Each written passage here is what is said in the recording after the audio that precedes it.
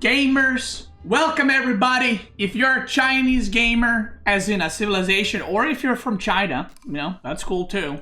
We're gonna be doing how to play China like a pro. I have done a lot of these already. I've done it for MSN, thanks so much for raid, appreciate it, hope you had a good stream. We have done one of these for English, French, Rus, Mongol, Abbasid,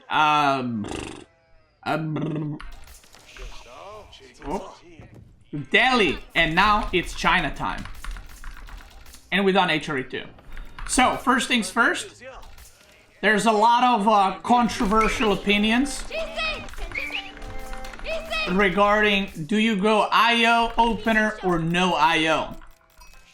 If you're a beta, you go no IO. Real gamers open with IO, okay? That is the Chad move, that is the right move. And I love IO openings. All jokes aside, I prefer IO. I don't think it makes much of a difference, to be fair. Even if there is some, it's literally negligible. So if you want to open it with IO, Imperial Official, open it. If you don't want, don't open it. That's it. Okay, we got Ayyubids versus China.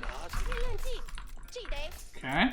One of the best things about China, I would say this is actually a pretty decent advantage, and I'm not even memeing, but the fact that your scout has extra vision, 30% extra vision, is really big for the early game, because what can happen in a lot of your games, you will see the opponent's scout, but the opponent's scout won't see you. So you can actually choose where to go, and the opponent won't know where you went, right? So like this, he didn't see my scout right now, okay? He did not see my scout. So I'm not going to show it to him. So he's going to go down there. He's going to go all the way around. This is actually perfect because I was just talking about this. He's going to go all the way around, but I saw his scout. I'm not going to bother going here. And I'm just going to go across the map immediately. And that's the power of having a Chinese scout. It is very, very nice. I can even cut here and go around and scoop up his sheep. So unless you're super, like, unlucky, as China, you should have a really, really good time picking up sheep compared to your opponent. Now, the reason I'm putting my mill here is because it's safe, right? The opponent can't harass it, but also your IO can drop off gold really easily here. And number one thing you want to be looking, let's go around. You want to be looking as China is where am I going to place my Barbican, where am I going to build up my base, what am I going to do, how am I going to go about it. So, okay. We're going to make this right here. There's a sheep there. I'm going to check if there's a sheep in the back. There is. See that? That's the power of 30% vision right there. The only reason why I got so many sheep is because of that 30%. And this guy, you know what he's thinking right now? Oh my god, I'm so unlucky, I can't find any sheep. Nah, bruh, you just got cooked up. Okay, we got that, we're gonna get that. And right now, I am feeling pretty good. I got probably 15 sheep so far. I feel like I got 15. Now, he most likely scouted everything there. Okay, he missed this. Oh man, oh man. And now his scout is just running behind mine. Now, there's two ways I can play this. You can go 2 town center. There's other ways to play China, sorry. You can go 2 TC. You can go 1 TC. You can go fast castle. It all depends on the matchup, and it all depends on what you want to do. Now, in this matchup, we're going to be playing against Ayyubids, which is one of the kind of aggro castle rush civs. And what I'm going to open with is we're going to do a little barbecue here. We're going to age up with 2. So I'm going to do a fast castle build here. Ayyubids will most likely try to sneak in some kind of fast castle. So I'm going to try to somewhat do the same. Now, let me get my second IO. Now, if this was a more normal map, I would probably go 2 TC China, because I think 2 TC is just solid. 2 sheep, see that? See that? Yeah, I saw your scout and went in front.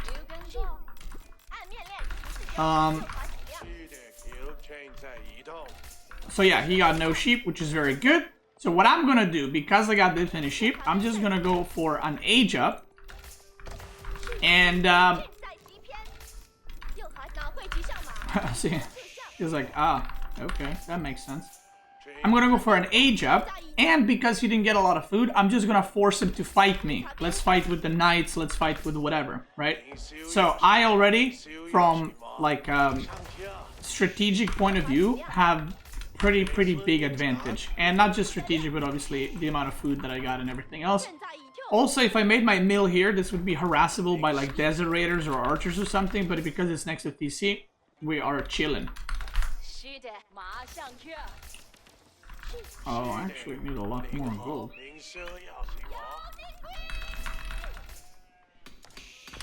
Okay. We're chilling. We can start chopping this wood because I want to make stables. He's making a horseman, but that will not do anything. And yeah, if this was a more regular map like I mentioned, I would maybe go for ecoing. Okay, probably eco into dervish wing, I think. If this was a dry Arabia, maybe I would go 2 TC in this matchup. You can go 2 TC, you can also do 1 TC Zugin all in. But just because it's Himayama is generally not the best China map. But recently people have been playing China fast castle build like this. And I feel like fast castle is not that bad with China as people might think. It's actually pretty decent because you are very safe. Like there's nothing you can do about this, you know? And that's what makes it strong. Okay. This guy is farming gold here. Now, what you can also do, by the way, is I could age up with the other landmark, and it's not uncommon that I sometimes do. Because if you do this, you're gonna have a lot of knights and stuff, so you can use that to kind of find where your opponent villagers are. But I feel like in this matchup specifically, I'll be okay. Okay, he can't harass that, he's getting shot.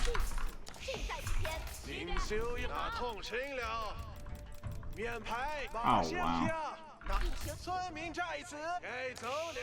Alright, I guess we're gonna skip that.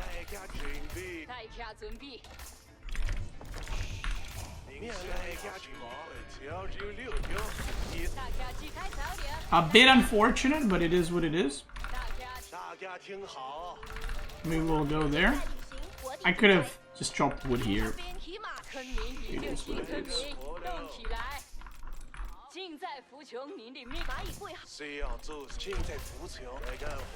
Okay, we can take that.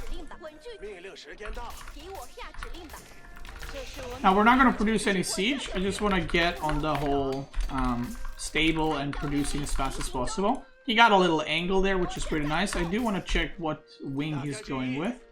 And I also want to get Monastery, because he's playing Ayyubids. He's probably going to want to get some relics and stuff like that.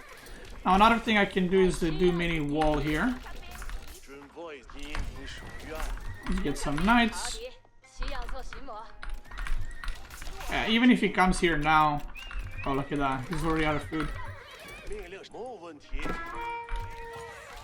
We can push this away in a second. It's not a big deal if he's harassing. There we go. I can also spread out the deer a little bit. And I'm just gonna go for it straight away. Okay. Looking good, feeling good.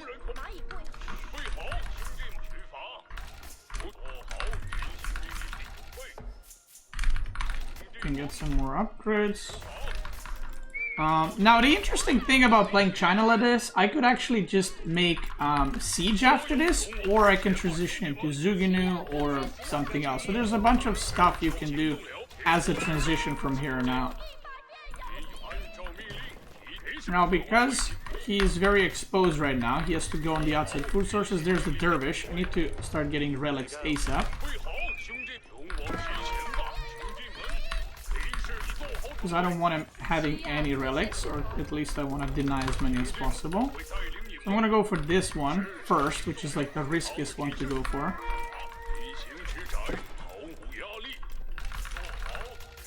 So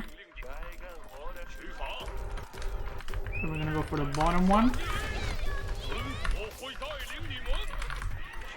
I feel like I can fight here, right?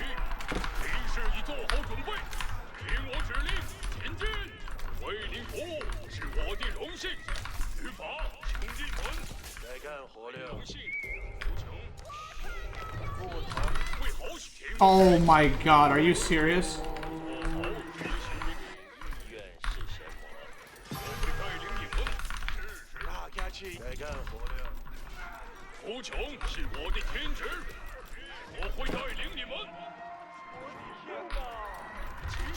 Okay. You might take the bottom relic. There should be a relic here on top, I think. Because I don't know where else it could be, unless you took it already. You took it already. Okay. I mean, how many did I get? 2? I think that's alright. Could be worse, could be better. Now, I can do a lot of things from here. I can go second town center, which I'm just gonna go for that.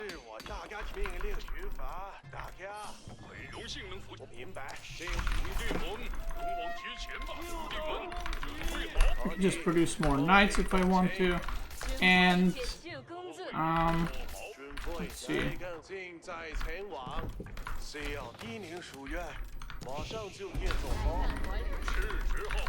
Can transition to some spearmen.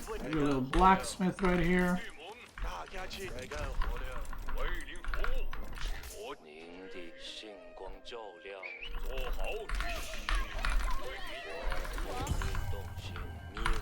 Two relics. I mean, it's not amazing, but it's something, right? So.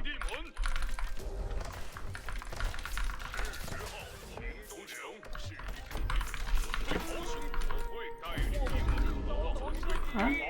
I'm gonna try to kill that too. He's got some Desorators and crossbows. Can I kill that? I can pick off one here. Okay. Cool stuff. So yeah, now you can transition in so many different ways. Like I said, like I can go for multiple town centers. Let's go heal up these guys up. I'm just gonna send all of them to heal up. You can just all in. You can go siege and push. You know, a lot of options basically. Gonna run with this monk.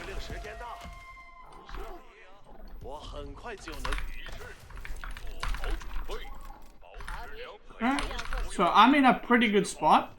I did some harassment, nothing too crazy. What I can also do is leave like 5 on stone. And I can make some towers here to protect both my berries, like this, and protect my deer at the same time.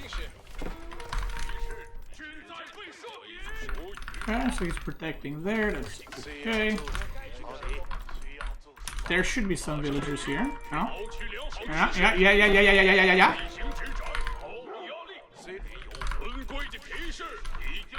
Doing some nice harassment, and I want to make some siege now.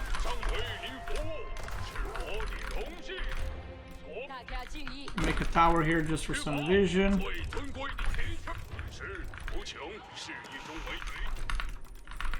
Okay. We'll get some upgrades. I have a lot of food, so I'm just trying to make as many units as possible so I don't die to counterattack. But 2 relics versus 3. China obviously has a lot better economy than Ayyubid does. I'm feeling pretty good. I healed up all my knights. I don't think I lost any. I don't think I lost any. So we're just gonna keep harassing, keep moving around. My food eco is healthy still. Okay, so he has deer here. I'm gonna hit them with this side. I'm gonna go around with these guys. Okay, 3 crossbows. We like that.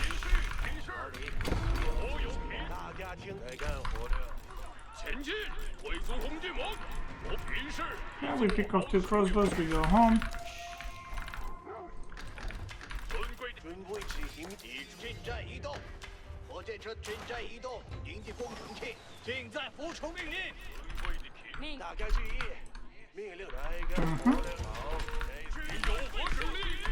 So this is me just setting myself up in a really, really good way, just transitioning out of this whole phase. I got all the eco upgrades. I can get villager HP just in case. Not just in case, but might as well, right? Okay, look at that. Now that's completely covered. We can do a little wall here. 2k food. We'll take that board too. How many nested bees? I got 3, so I can now make some, what's it called? We can make some springles, because obviously he can make siege in the field.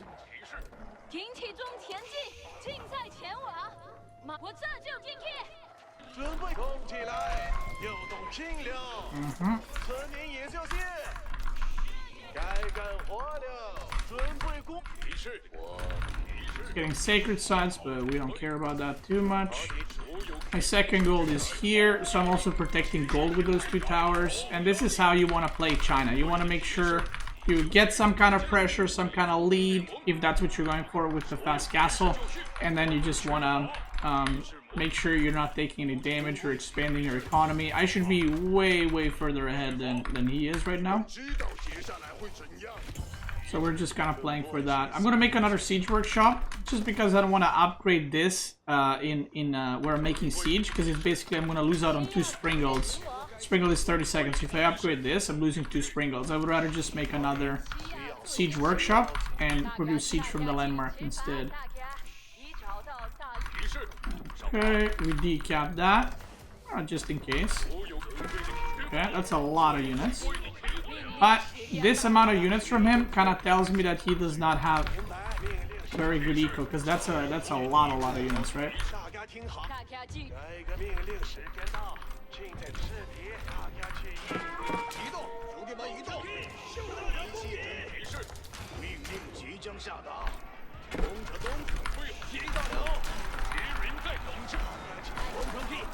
A little bit of a sloppy engage, but we should be fine.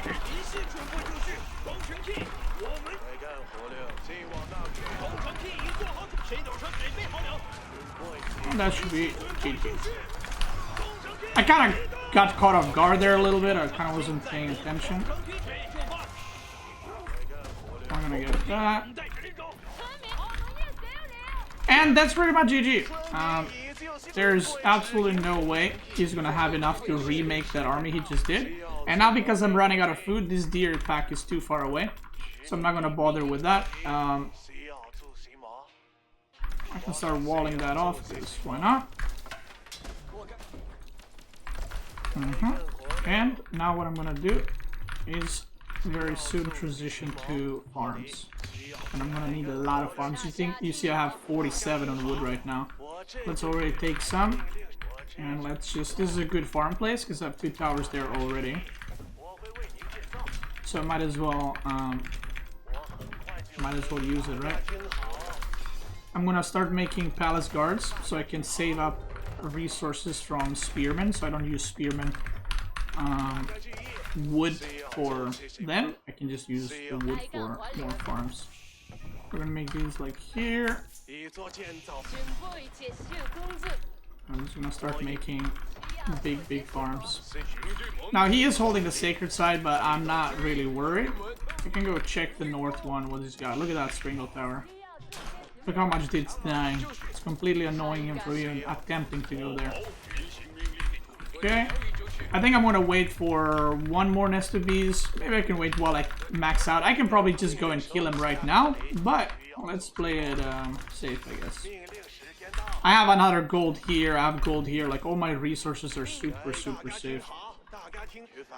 I'm gonna go here now.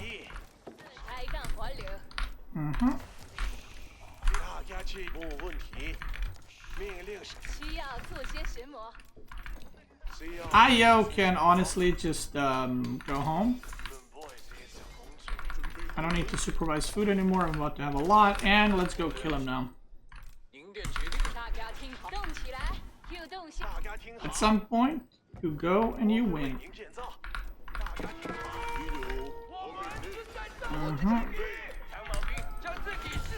Send some spearmen there.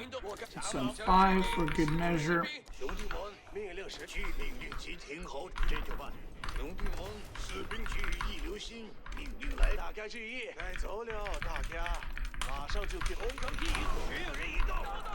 Okay, let's go.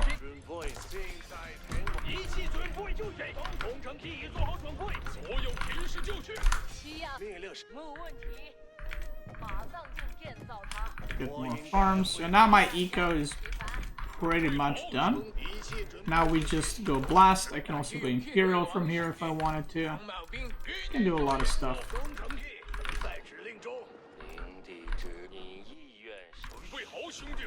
Go decap those. Attacking up the hill, not recommended, but should be fine.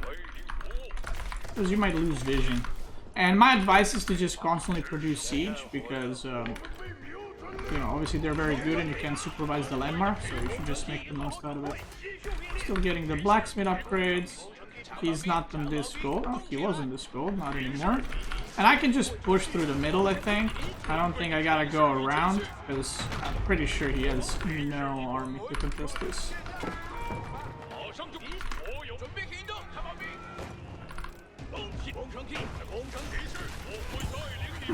That's not enough horsemen. Okay. I'm trying to find his farms in the back, but I can't find them. I can also start mining stone here for some keeps or something. I'm gonna break this so I can get his relics. There's the farms. We can age up.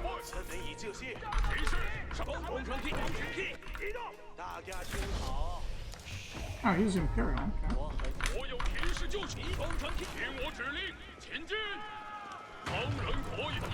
Okay, I'll just go around, I guess. I'm gonna yoink those if you don't mind. I don't think he minds.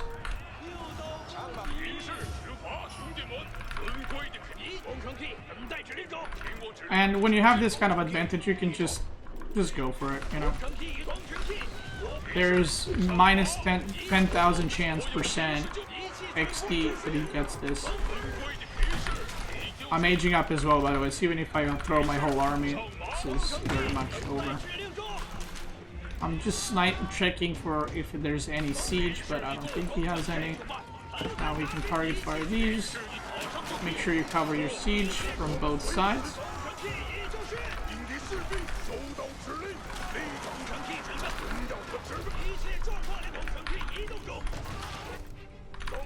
We can upgrade siege. And that's pretty much it. We can also send these palace guards into the farms. See, he went also double PC to try to catch up, but obviously it didn't work out, so GG. GG. Has an Ayyubid and Abbasid weak against China? No.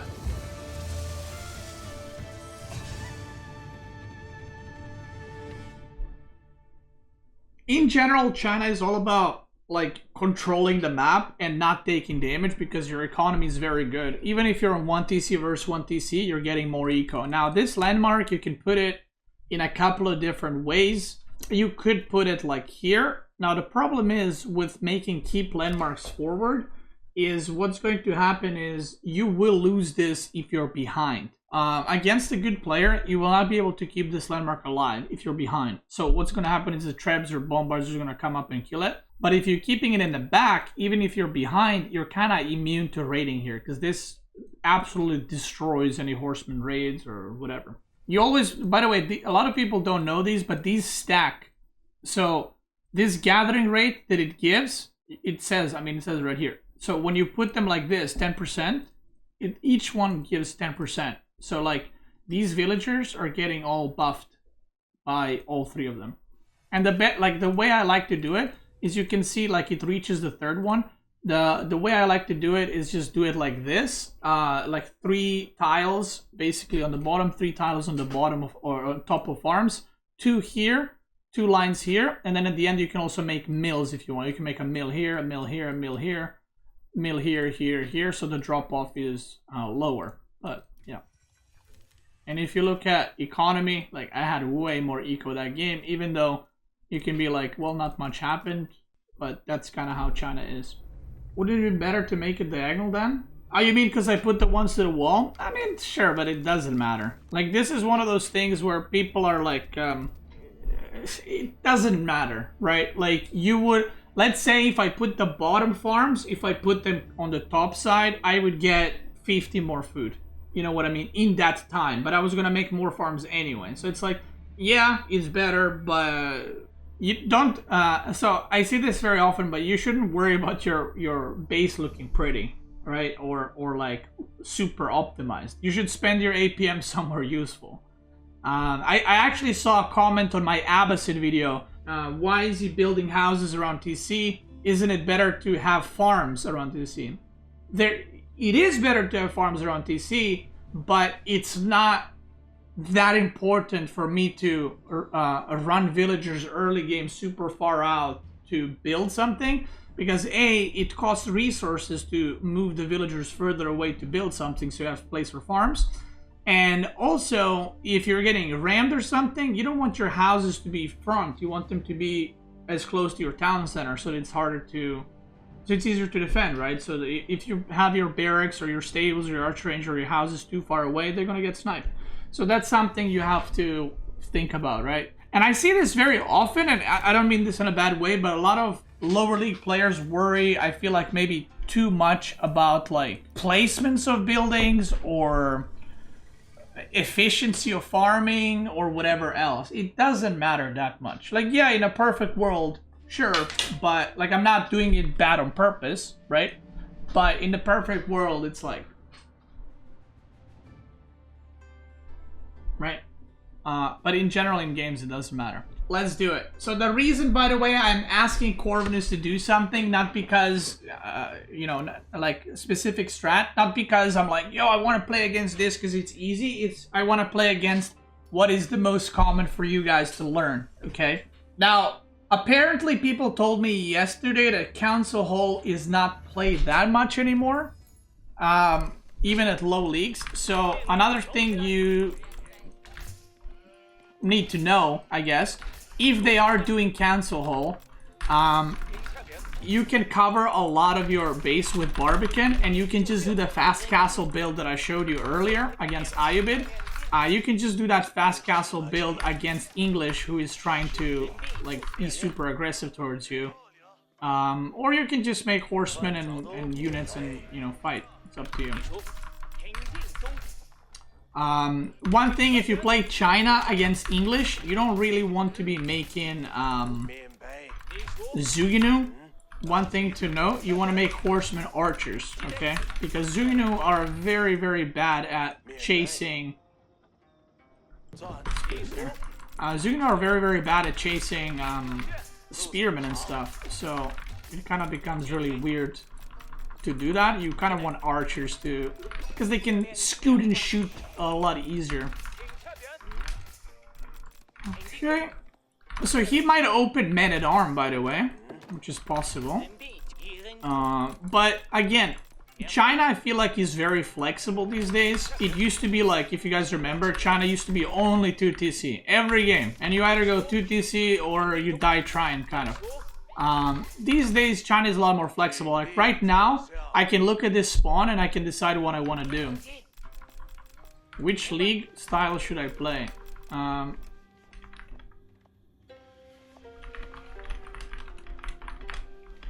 does that even mean? Just play English.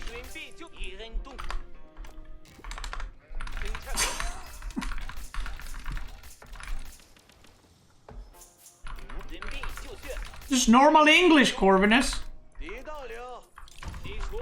Corvinus is like, I'm gonna proxy 7 barracks.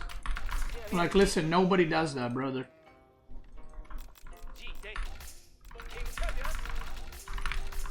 So, yeah, you can do a lot of things here, right? And it also depends on the spawn. It depends, like here, that's a very good Barbican place right there. That's a very, very nice Barbican place. And I think I might do that.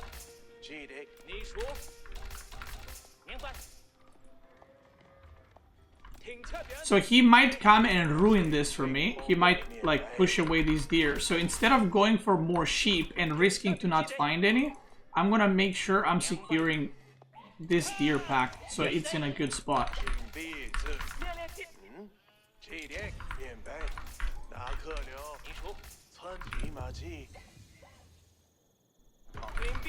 Okay, so look what I'm doing right now. It doesn't matter if he's going aggro or not. It doesn't matter if he's going council. I'm building this with one villager right now, so I don't have to move multiple. So instead of building academy first, I'm building Barbican first, and it's still gonna be in time for whatever aggression he was doing. And I get so much food with this. So much food with this. Which is very, very nice. So it's going to enable me to have a lot of options from here on out. I can do so many things. I kind of want to push this deer again because it's kind of close to the edge. There we go. Look at that. Isn't that a beauty right there?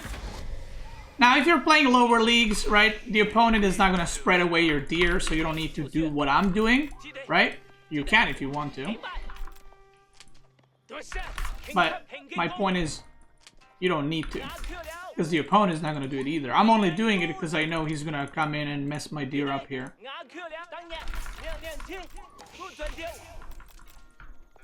Okay. Oh, I wanted to push that, but it's okay. And now you can go scout. And again, there's no rush. I know this might seem like, oh, but you don't know what he's doing. There's nothing he can do about this, what I just did. There's absolutely nothing he can do about this. Well, what if he went, doesn't matter. Like, longbows might be on the way right now, but I can just start chopping wood here, and we're chilling. Now, I'm gonna stop... what's it called? I'm gonna stop getting gold. Look at that Barbican. And you can also pull the boar with your Barbican, by the way. And you can kill it with your Barbican, which is very useful. Look at that. Very, very useful. You don't even need to use your villagers.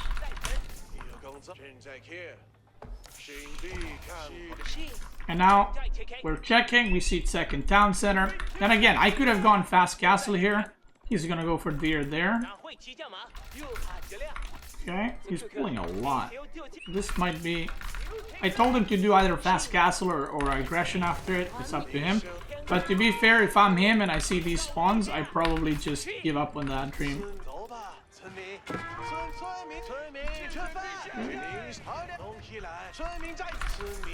Okay, he tanked the PC fire with his scout and tried to pick off a villager, but I do some magic right here with micring stuff, aka I just micro stuff a bit. Now we're chilling. Now, in order to get this stone, obviously it's going to be very hard because there's a king that's going to be very annoying. So I'm not going to risk, I'm not going to like send my units there and be like, oh, I hope he has no king there, right? You don't want to play like that. So just make a couple of spears. You're going to use the barracks anyway later. So you might as well just do it now. There's the king. I got a sheep that he dropped off here. And there's two ways that you can get stone for second TC. You can either...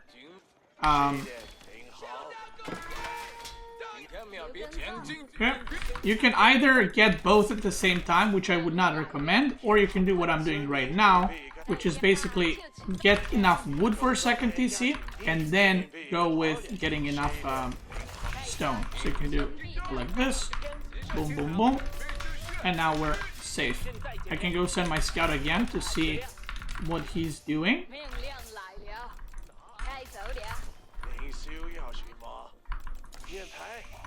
I can also send my workers to get some boar. And we can start mining gold. Okay, maybe I should have sent them a bit later. Okay, he's making a tower and he looks like he's aging up. So I could try and maybe push here, do something. Probably not going to work. So he's just going to go into fast castle. Yeah, I fudged up. I sent these guys too early. And now I don't have food for a villager. But it's okay. It's not the end of the world, you know?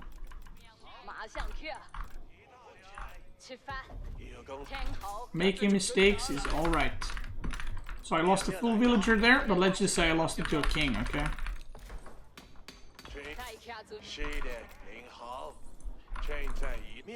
These guys can go into there.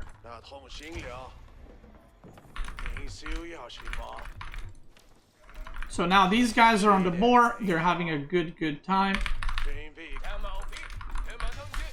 Oh, this king is being annoying. It's okay.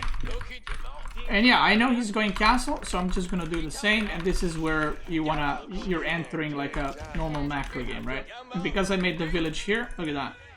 That's a very good spot for garrisoning stuff.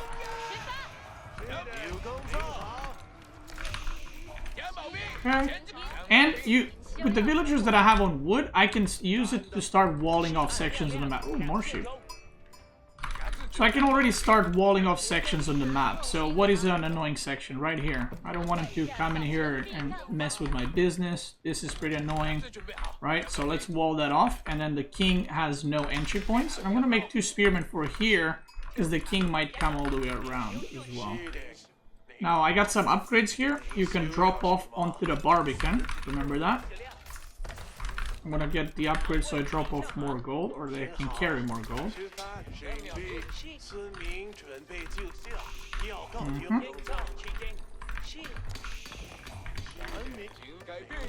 Let's get the wood upgrades, and I'm not rushing into castle. Like, I'm not worried that I'm gonna, you know, die to man-at-arms or something. So we got time. Okay. Destroy this just so they don't drop it off at a wrong location. We got 3 spearmen here chilling. That's walled. Let's move the spearmen over here.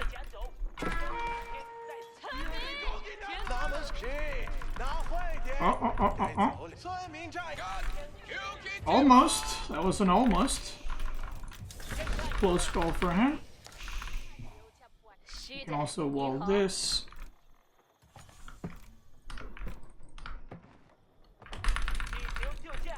And now we can start rallying onto the wood, because we do want to get some production as well very soon.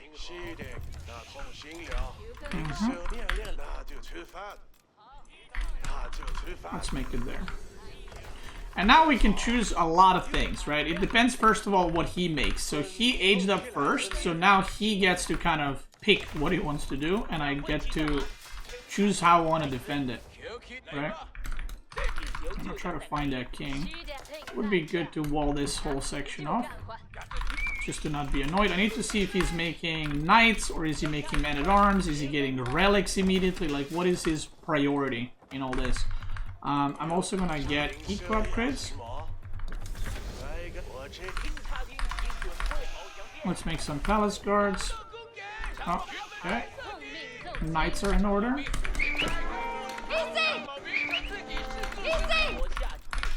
Okay, that's good to know. We're gonna go around, see what we can find. So because he's making knights, I'm gonna keep making spearmen. I can even make a little... Okay. I can even make an archer range for some crossbows or something. It's okay too. If I'm feeling like I'm in a lot of trouble, I can supervise the barracks and upgrade my spearmen immediately. Okay, he sniped another worker, but he's taking a lot of damage on his knights from this. So while he is denying this wall, kind of, I'm okay with the trades he's making. Okay for me, I mean. You see, like, he is doing damage, but also his knights are becoming like weaker and weaker, right? King is gonna go down, and let's say he kills this. Okay, almost dead. I'm just gonna send another one. So he's lost a pretty good amount there. Okay, now let's try to get some relics. If I get 2 with China, I'm usually fine with that. I'm gonna send this guy home. Let's get that. Let's get a couple more barracks. And Maybe I can also start producing some crossbows for when he inevitably starts making like man-at-arms and stuff. Let's go try to get this one on the top. That's gonna be a stretch, but let's try.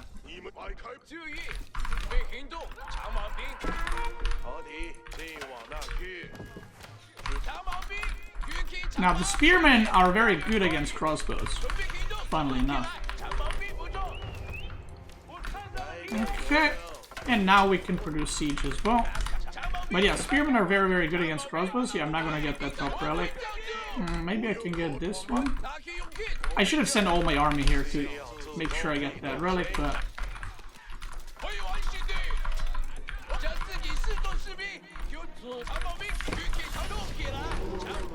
let's see what we can do.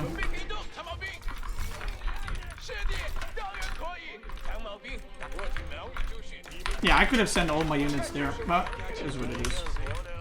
It's alright. We're still chilling, we're still playing. I think I got 2 relics. Okay, yeah, that's fine. Like I said, it could be a lot worse. I'm gonna go for these here over here.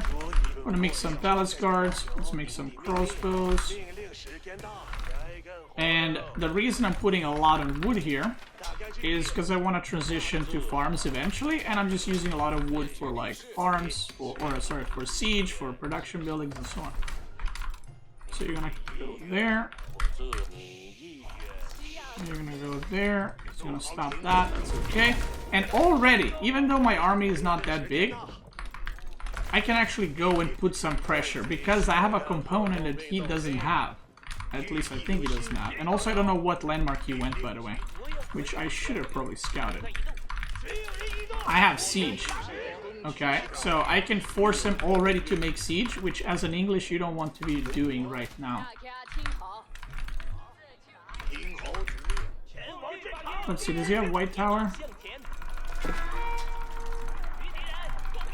Where is his third landmark?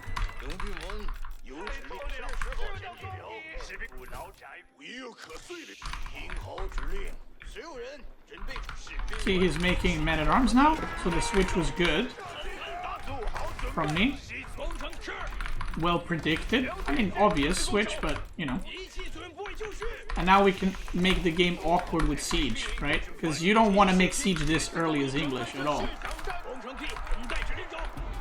And my economy is better, so you might be like, well, what if he went Springold? Well, then he wouldn't have this many units, and then I can probably just mow him down with just sheer amount of units that I have.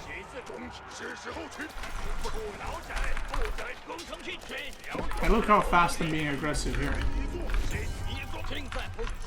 Alright. Let's try to keep our stuff alive for as long as possible. And I'm forcing him to do some terrible trades here. Right? Now, you might be wondering, why did I put my farms like this now? And why didn't I put them like that earlier? Because I got no time! I got no time, brother! I'm fighting on the front. Who cares what the farm looked like? Just make them! That's the point, just make them! Who cares what they look like? No one's gonna look at your farms and be like, oh my god, they're not pretty. Nobody cares. Just make them. Make a farm transition. That's what matters.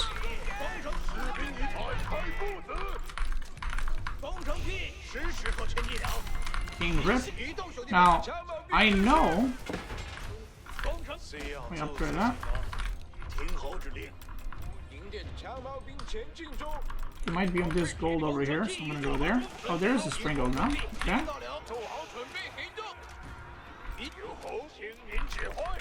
He's probably on the back gold, I would assume. Look, I'm gonna make ugly farms. Look at that. Oh no! Nobody cares. Okay, he's got some spring golds now. So let's not. Oh, there's the White Tower. Okay. So let's chill for now. Let's go back. We forced him to make siege. His army count is very low, like an actual army count. And now we can try to do something else here. So you know what I'm gonna do now? In order to counter his siege, I'm not gonna make springles. I'm gonna make more nested bees because I can. If I make enough nested bees, I can maybe jump on his springles with my palace guards because my eco is. That's right, better. Okay, so he has gold here. He's mining gold there. I could go poke that. And I could use that as an opener to push the front. But realistically, I want to push here because that's where all his farming is. Now, I want to actually supervise the blacksmith upgrades because I want to get a lot of them. Look at that economy now.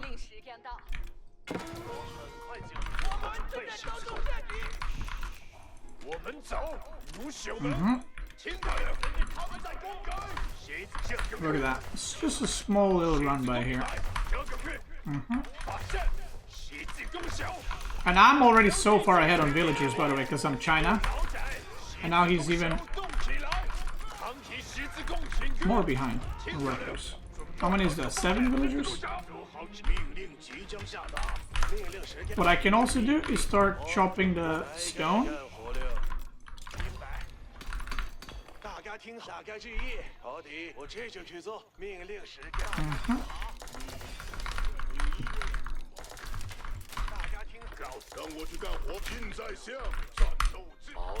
Now I don't know a lot of things, but I'm pretty sure my eco is a lot better than his.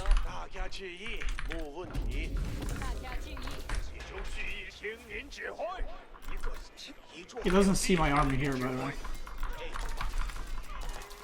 Let me give him a little surprise.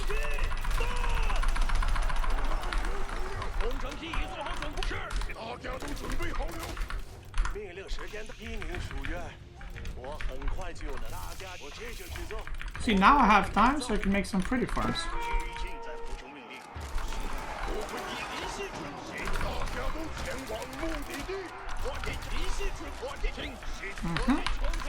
Look at that. We just right click with palace guards and springles. Let Nest of These nuts do everything else. We got crossbows protecting Nest of These, and that is pretty much it. Can make some more farms if we want. Yeah, don't really care what they look like. You can maybe correct some if you got space or time or whatever. But we are chilling. Can destroy these walls because it's kind of blocking the thing here. 0 springles, and now we push.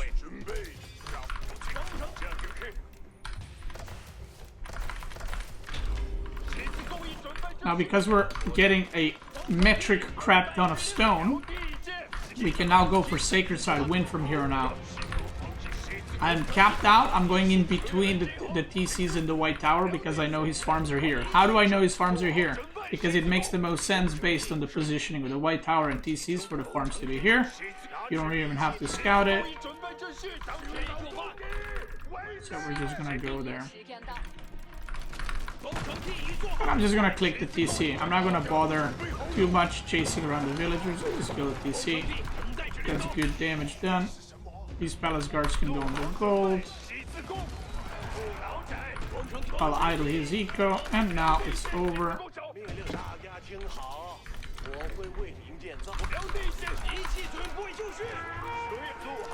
Block the charges. Dent in that. And now, because I have so much map control and I'm so far ahead, I can go for the landmark on the middle. So in this situation, I would put the landmark on the middle, and now I'm blocking this gold. I can just make a stone wall here. I'm blocking that gold, blocking that sacred side, blocking that sacred side, blocking that gold, and make a keep here, and then it's Jover, right? Now, what would the game look like if he went for some kind of push? Well, I have deer here, and I have boar here, and berries here. So if I go here on the deer, he pushes from this side. I just transfer to the board, then he has to go around, right? And then I can just keep doing that while my whole economy here is untouched. I can go, like I said, I can go 1 TC castle. I can just make horseman archer. Now, one thing to note is with proper micro, English will beat any army, pretty much any army in feudal. But with one misstep, you will lose to every army as well. So, especially in lower leagues, people will not micro the English army perfectly. And if you have a lot of horsemen, a lot of archers, you should have way more units with China economy. Way more. Like, it's not even comparable. Like, if they have 20 units, you should have like 35. Because you have 20% drop-off extra from Imperial officials. You get free gold from Imperial officials. Free place defending you. You're on deer or boar. Meanwhile, he's on like sheep and then into farms, which delays his eco and so on. So you should have way more units. Which again, this is the reason why Council Hall builds are not really popular anymore with English. Because it's very, very difficult to find some damage and to do some damage against your opponent. Now, he could have gone, by the way, he could have gone for King's Palace, but King's Palace will pretty much only equalize the economy. He will not get ahead, because I'm on 2.4 or 2.45 TCs the whole game. So then by the time he gets his third TC, then I'm already ahead in workers, and then the economy will eventually meet. He will overtake you slightly, but it's a lot easier to harass me than it is to harass him. King's Palace only opens you up for more Palace Guard spam everywhere. So the economy count right here. Mind you, I have IOs as well, right? So here I'm quote unquote behind, but if you look at the economy count, I have IOs, which are actually worth a lot more than a villager because they can bring you a lot more stuff. And this is when the raids start happening. Now, if he didn't have White Tower, then he's even more open to raiding. And the military account, I mean, this is where you can see the extra eco coming into play, right? And then food, wood, yeah. It's best to attack China and feudal. That's the thing about China. It's pretty hard to attack China. It's probably one of the hardest civs to attack. It's easier to attack English than China. The hand cannon slits are very, very hard to deal with. And the thing is, even if you catch China off guard, they will not only have good defense, but they can actually supervise like horsemen or archers or whatever else needed super fast. And they're going to catch up. Alright, are you ready? Are you ready? Are you ready to battle? China's weakness is food transition? Yeah. So one of the ways to kind of mess up China is if you not let them get outside food and they have to transition to food, but they're not ready for it yet. Like they're either defending or they're steering that they're about to die, and you catch them on the food transition. That's their weakest point in the game, in my opinion, right? So that's kind of where the disadvantage lies. Okay, ooh, we like that. Oh my god! Now, I'm gonna be honest,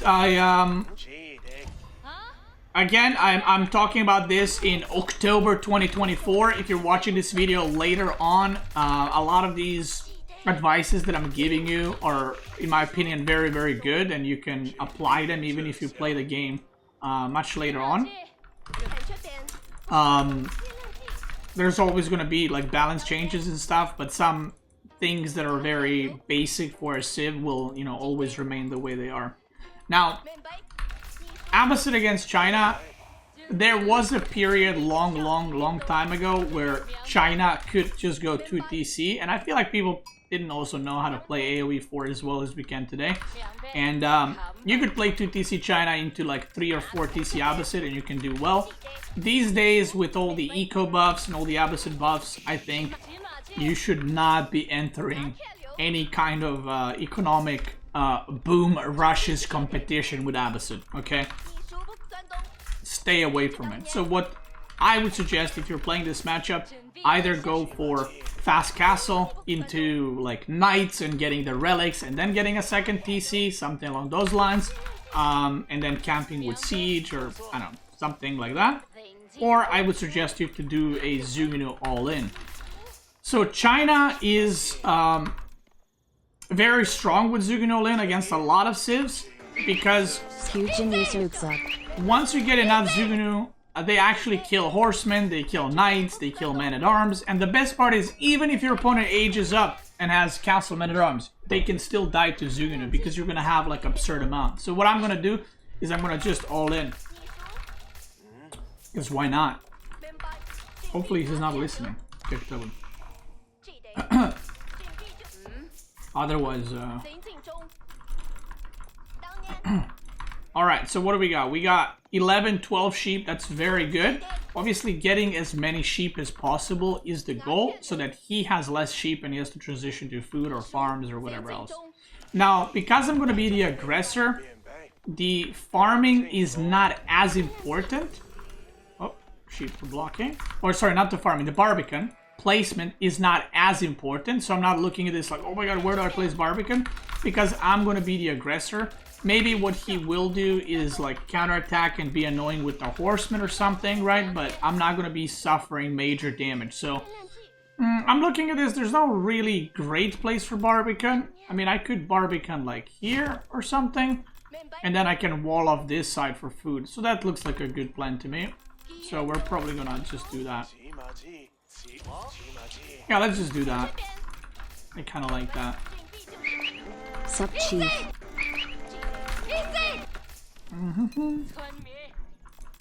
That looks like a good, yeah, right there. And also another thing is, because we have Song Dynasty, we are also producing workers faster, so it's not like I'm behind on, super far behind on eco, right? Like you are with other civs when you go 1 TC versus 2. You're in an okay spot.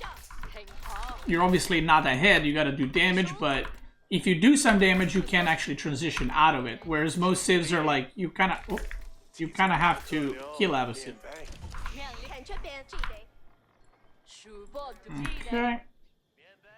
Yeah, let's go there. Looks good. Looks good to me. Oh, he's gonna have a nasty TC there. That is like the best spawn you can have. That is, you cannot get better than that. Right there. It cannot get any better than that. He's got deer, he's got gold, and he's got woodline, and he's got bears in the back. So we have to attack there. If I attack anywhere else, that's crazy.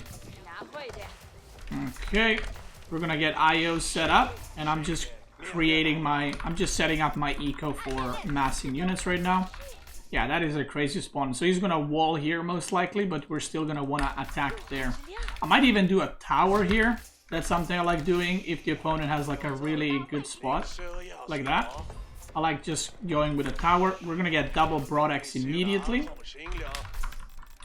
because I want to make sure that we can make a lot of production very, very quickly. I can also push these deer a little bit. I got nothing else to do at this point anyway, so let's just do that. I'll put 4 on gold. And let's start making Zugunu. Now, he can either respond with horsemen or he can just go archers. Now, if he goes into archers, I'm just going to mass Zugunu. If he goes horsemen, you can kind of do a bait where you are making a lot of Zugunu, and then when he goes like double or triple stable, you can go spearman then. So you kind of goof on him a little bit. And again, I'm not going to try to get this super close. I just want to get it so that once horsemen arrive, they're going to take damage. If they're trying to harass, right? Okay, that's good. That's good enough. Let's make another here. And now we're going to start massing Zugunu. Now, I'm going to send one immediately, because I haven't scouted. I don't know what he's doing right now. So what I'm doing is I'm just gonna send one, and if he's being greedy, like he has no units or something, that one Zugunu can be quite annoying. But if he, has a unit or horseman or whatever, even if I lose one Zugunu, it's not the end of the world, right? And now after I get all my upgrades and stuff, my eco is gonna ramp up quite a bit. His scout is here. I would like to kill that scout. And I would like to see his setup over here. The TC is definitely there. Yeah. Okay, he looks like he wants to age up. Is that correct? I'm not sure what I'm seeing here. Is that at 8 on gold?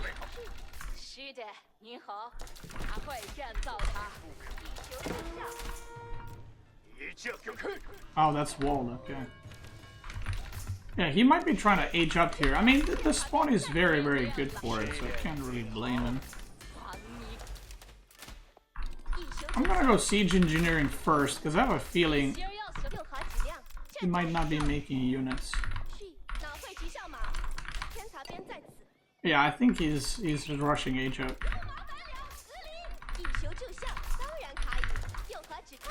No production buildings at all.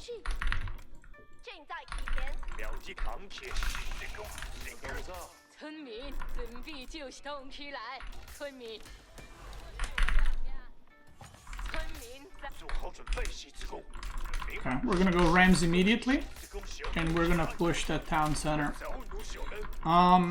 Yeah, if his House of Wisdom is also in a very good spot, if his House of Wisdom was like more exposed, I could have also gone for something like, if House of Wisdom was here, I could also go for ramming on the House of Wisdom and try to prevent that.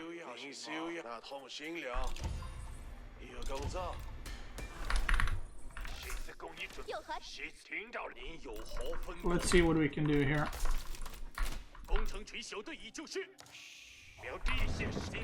Now, whatever production building he's making, I'll have a lot of Zugunu that can do a lot of work there, so we should be okay. Another thing I can do is slowly stop making units and just go for an age up myself.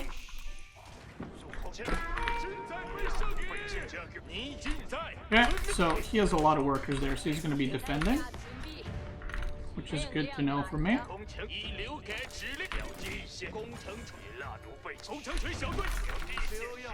So look at that, my food is slowly increasing, so I could potentially choose to age up very soon. He's going military wing now. I'm gonna go 4 Rams and then I'm gonna go.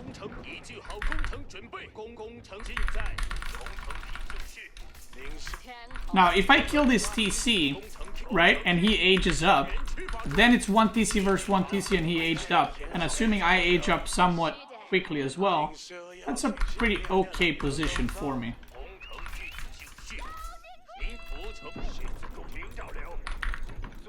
Alright, let's go.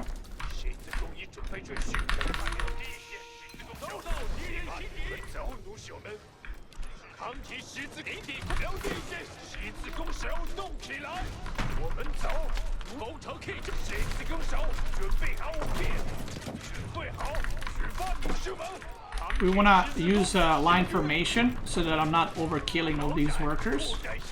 And I'm trying to do as much damage as possible. We can just keep making Rams now.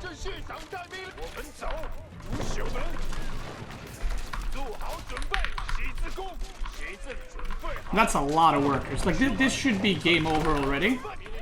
I'm not even going to make more Rams. And this is the thing now, right? He has Knights, he has Gulams. But, because I have so many Zugunu, look how much damage they're doing to his units, right? And this is in general how you deal with like Abbasid doing a castle rush or something. I have too many on wood, I can redirect those. Look at that Gulam getting melted. It just destroys production buildings, and he is now struggling for eco pretty badly. Let's stop producing Zugunu at home. Let's make a thing here, just to make sure I don't lose anything. And let's just age up. We'll go Cockwork Tower. Let me see if the villagers are here. Oh, look at that. And that's a GG. So, that's what I would do against Abbasid. Now, why did he choose to go fast age up? If he decided to fight in feudal, I would pretty much do the same thing. Like, I would do the Zugunu all in. Now, his spawn was very good for this. This is like again, it's the best case scenario spawn for doing something like what he did. Now, if he was making units, I would maybe even make a tower here or something and try to push off that. Maybe I would push from this side, because then the gold is not important. If we're fighting in feudal, we would not... the gold would not matter as much, so I'd probably just push in from here. And I would push into the deer, push into the bears, try to deny that, or just push into the wood line. But I can't really push into the wood line because there's two of them. So if I push here, it's just going to chop wood there. So it doesn't really work. So you have to figure out what he's going for and try to deny that way.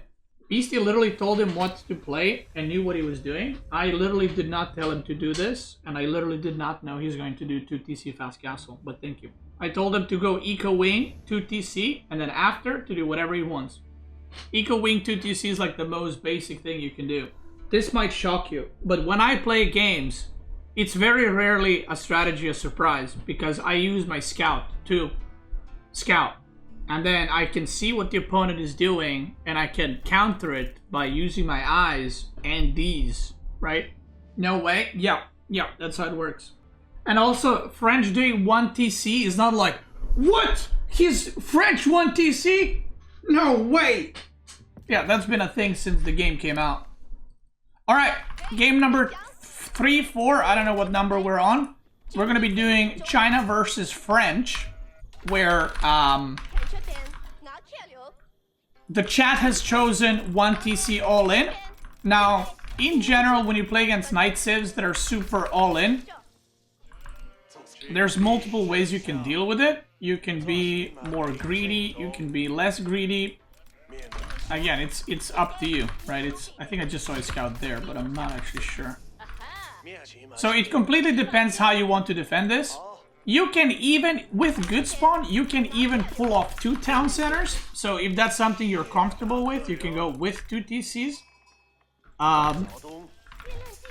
Like 2 TC into, you know, spearmen or defending. It depends how good the spawn is. Like I said, if your Barbican can defend a good amount of resources, you can just be a greedy little shit with 2 TC. But general advice is, if you're playing against a Night Civ like JD or French or even Mongol or Rus, and they're doing 1 TC all in, your eco is better, okay? So because you have Song Dynasty and because you have super Imperial officials and stuff, your eco will be better. So the only thing you need to do is not lose villagers, not die, and the longer you're defending, the better it will be for you.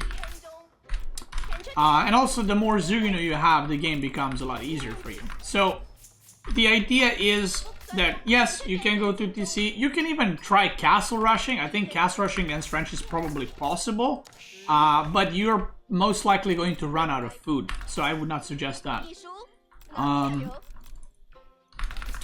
So we're just going to do scouting and play off of that. Now, if he is going 2 TC, you just go 2 TC as well. And you say, okay, let's play a macro game. I'm assuming people who play China like to play macro games. So your goal is kind of to get the game to that point. So if the opponent is 2 TC, you can say, okay, I'll go 2 TC too. We're chilling, we're playing the long game. If the opponent is going cock trading, now this is an interesting one. If the opponent is going for cock trading, which has recently been in popularity, going up a little bit. I don't know how popular it is in lower leagues, but you could go for 2 TC and try to out macro it. My advice is, if you see trade from French immediately, to probably be aggressive and not let them do that, because trading is pretty good. I think he got a lot of sheep this time around, unless I'm mistaken, which I might be. Okay. We'll make Imperial Academy right there, and we're gonna get Barbican. Now, where do we Barbican? So this is one of those where this is not even an option.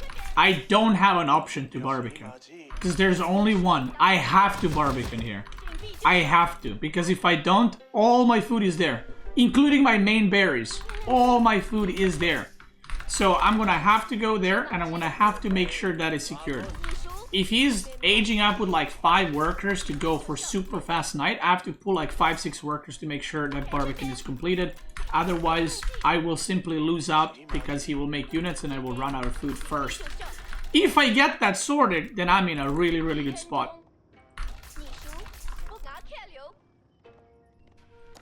He is actually aging up with 5. Okay, I'm gonna have to rush age up this. I should have made Barbican with the first villager actually.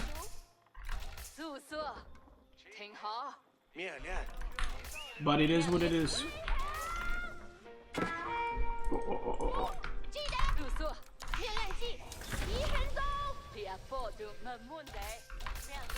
Do I go greedy here?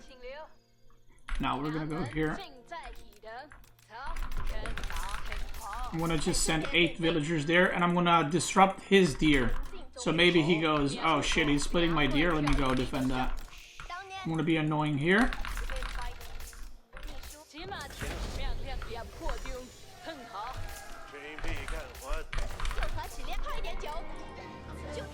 Let's kill his deer. He's doing the same thing to me. It's funny because I just talked about how he can rush age up with 5 and then I might be in trouble.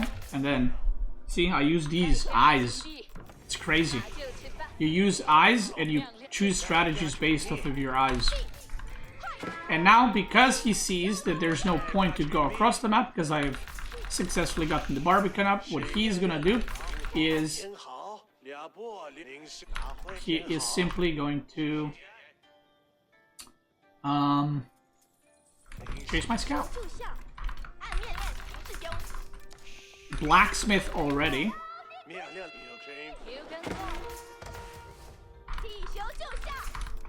Oh, that's pretty bad. That's pretty bad. Now, I want to move these villagers because I don't want my resources to be there because it's kind of far and in an annoying spot.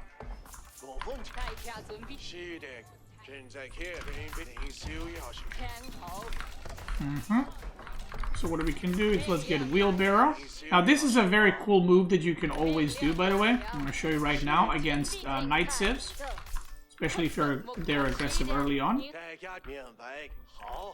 You can do one of these. And this prevents knights from basically charging into your stuff, which is very nice.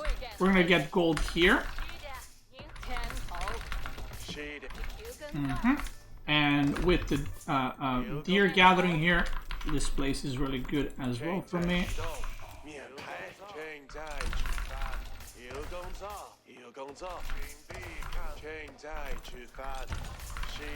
And what do we want to do?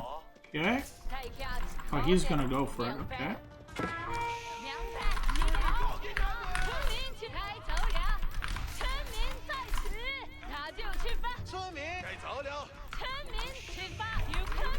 I'm surprised he's going for this, but I mean, he did kill a worker. He's also gonna lose that knight. So, in my opinion, this is worth for me. I don't think it's worth losing a knight that early in order to get what he got there. Don't think that's enough value. Oh my god.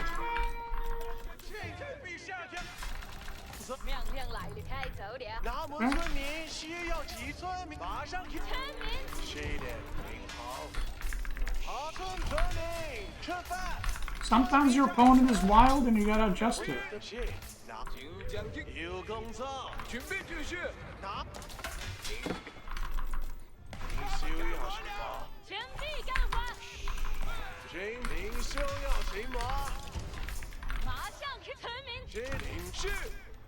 Okay. We defend that. And at this point, this game is probably over because he has lost quite a bit of stuff right now. Now we're gonna rally onto the food. I have a lot of units right now. 6 spearmen. He's lost, I think, 3 or 4 knights, so I should be in a very good spot. I can even go for blacksmith. And look where I'm gonna make the blacksmith. Just here to block stuff even more. Just to make everything a little bit more annoying for him.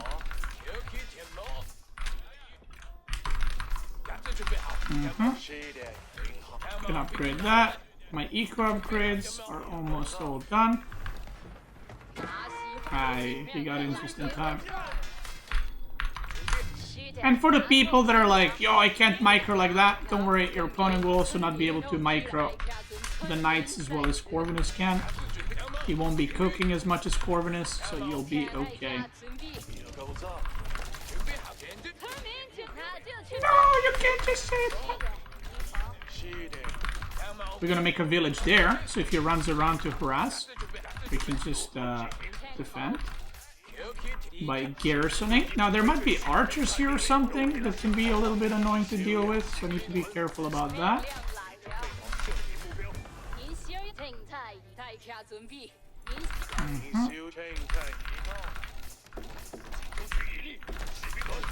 And now we're just defending. Now I lost my scout, which is pretty bad. So you do want to keep your scout alive, but look at that. Now I have a village here, and I can defend that.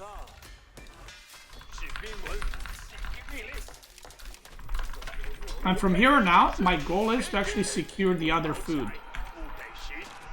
on the map. Now you might be wondering, what if he ages up now? Well, he's French. Like, what is he gonna do? Make men-at-arms? Zuginu beat men-at-arms because I'll have a lot better eco, more focused on that. So we should be fine. He's gonna try here, and you see how much these walls help with stuff like this? It makes it so much harder for him to engage or to do anything. So we're just chilling right now. We're just gathering resources. I can even do something like this just to prevent run-bys from that side. I know it might seem a little funny, but it's completely okay to do something like that.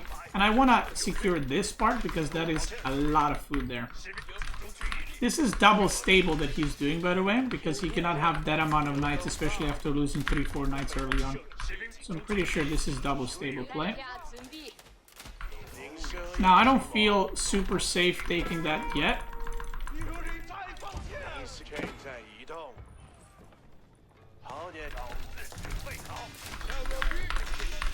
I'm constantly producing. I only have 3 production buildings. Don't feel like I need too many right now.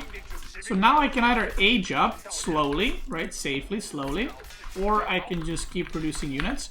And in my opinion, in this matchup, it's always better to keep producing units because, again, if he goes to DC, I make units, I kill him. If he ages up and does something weird, I go across the map and I kill him. So it is simply the best choice. And I already got some few good trades. Now he's gonna come here with archers. We're gonna run away. You can even do something like mine some stone here, and just get some stone for towers here, you know.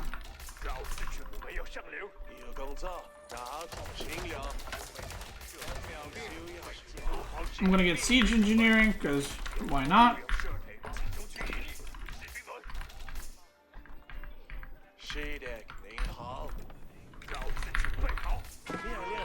Okay. Now, because this is gonna be a point of contention right here,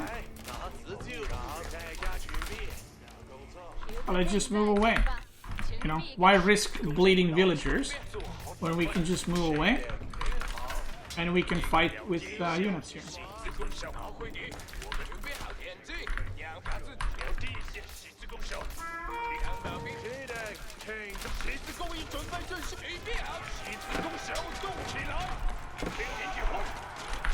So what do you want to do now? Is you want to snipe the archers with your Zuginu. As much as you possibly can. And that should be game over.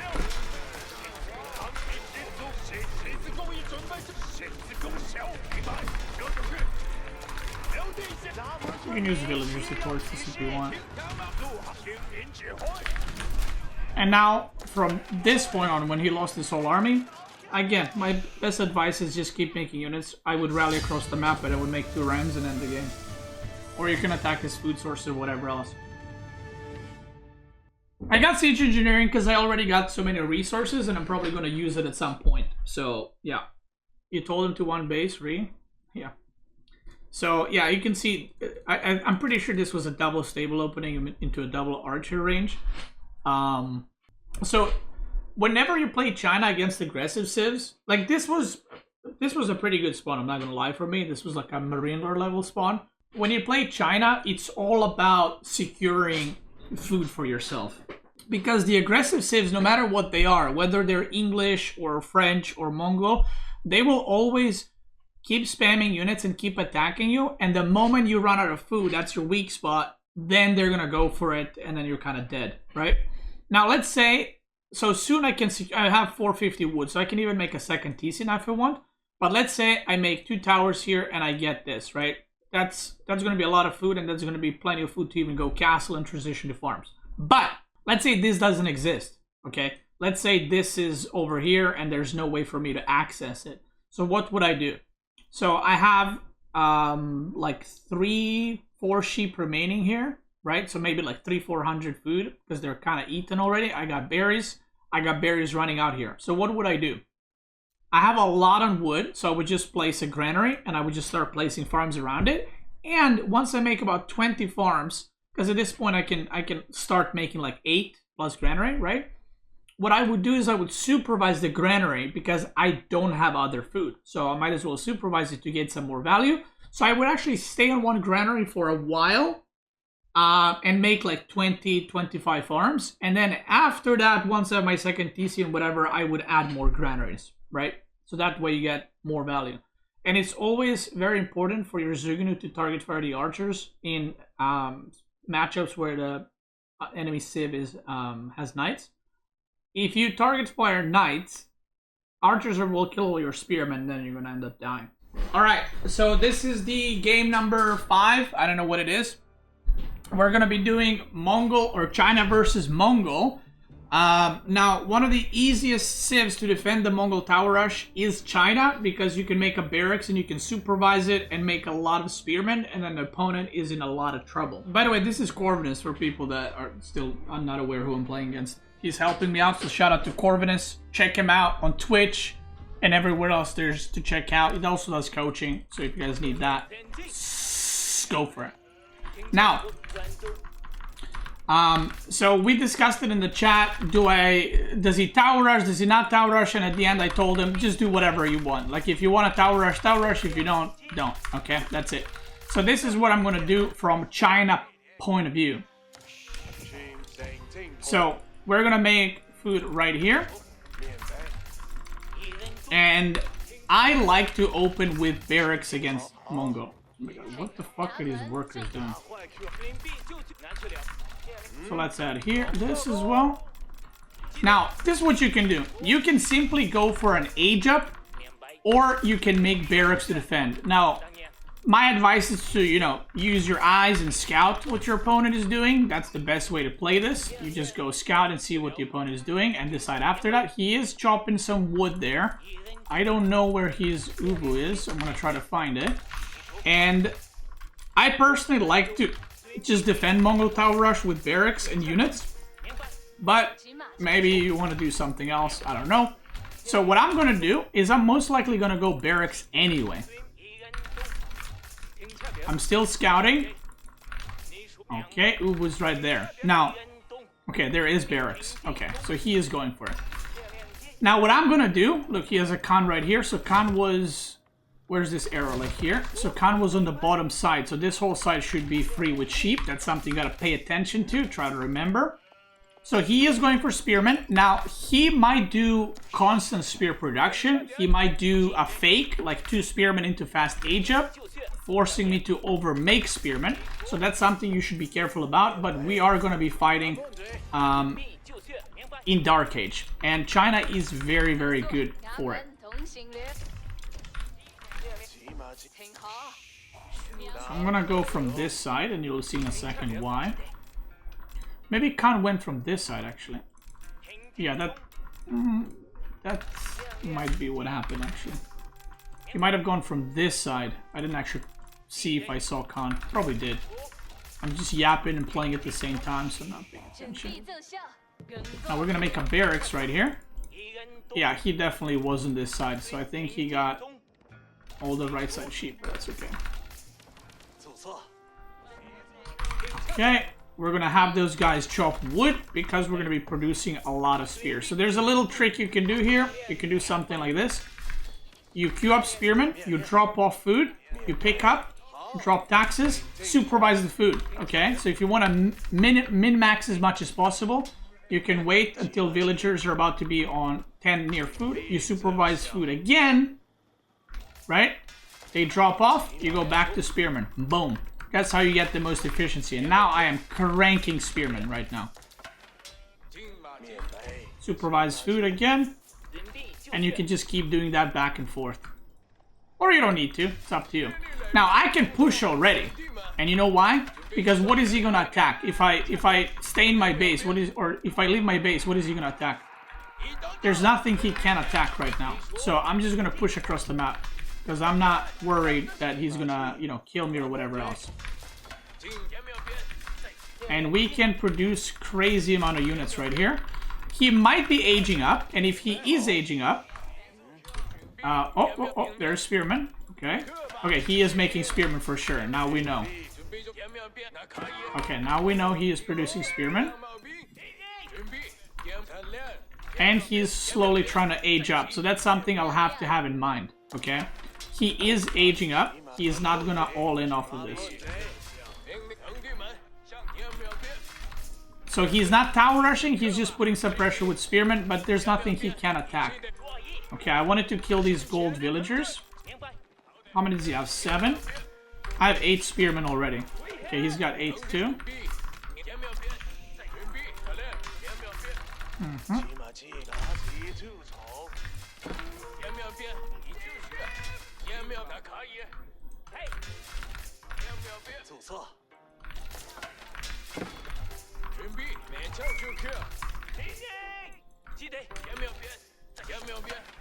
Okay. He's just gonna chase me around. Is it okay?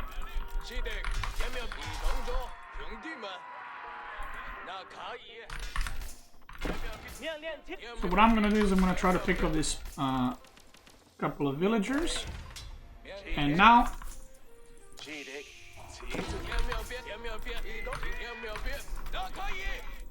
he's going trade. And I'm gonna go for an age up. He's still chasing these guys, which is okay. And I'm gonna try to pick off Ubu, which would be quite a good pick off. And he's probably gonna upgrade his units immediately the moment he ages up. We're gonna go for this. We can age up with 3 right now. Don't have a lot of sheep remaining, but I think that might be alright. And again, he has nothing to attack right now. I can go for 60 gold. He's gonna make an archer range. Okay.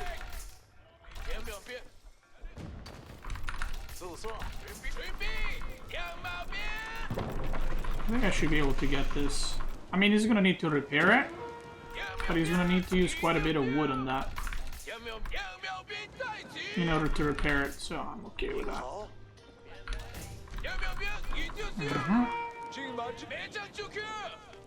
We got no more wood. And we get the Ubu. Very nice.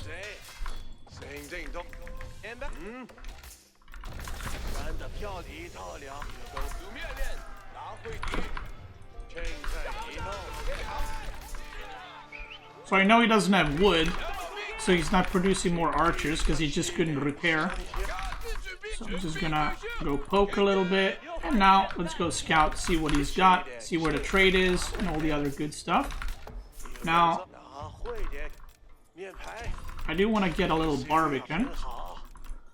And I can't get a super far out Barbican, so let's get a safe one right here.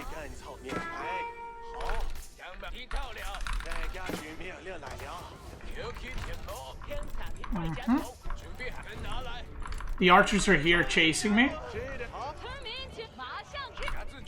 So what I can do is try to kill him right there around the corner.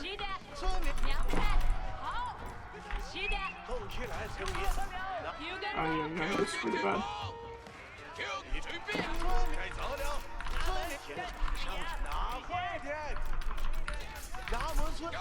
I did not expect he's gonna fucking wild and go in. Okay.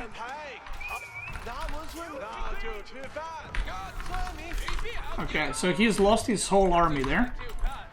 Which he did win in the end, I guess. I'm just not sure it was worth it.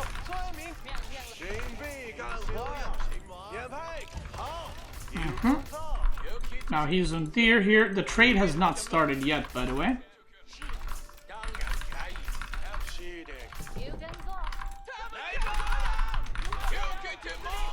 Let's bully him now. He lost 2 vills there. We're gonna prevent that. I took some damage, but again, I have Song Dynasty now. And he does not. So I can do a lot of things with all this. Go like that. We're not gonna leave too many on wood. I'm gonna leave like 7, that's okay. Now he's defending this. I don't know if he has archers. I'm gonna poke him a little bit.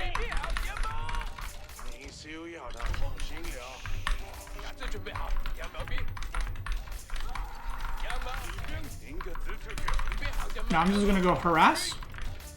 Can even try to pick off his stuff as he's coming in.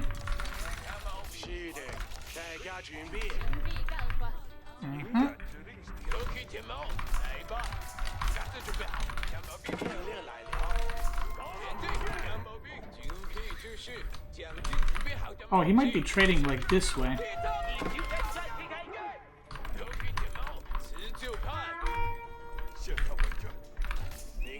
Okay.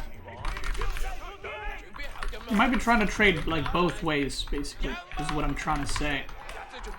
Now we're gonna engage here. Where are we gonna engage? Well, my horsemen are coming. So I want to kill these spearmen, because he's committing very much on archers, and he has no idea that I'm making horsemen. Beastyqt.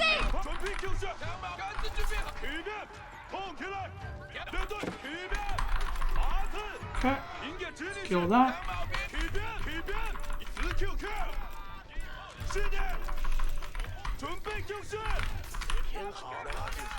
Okay.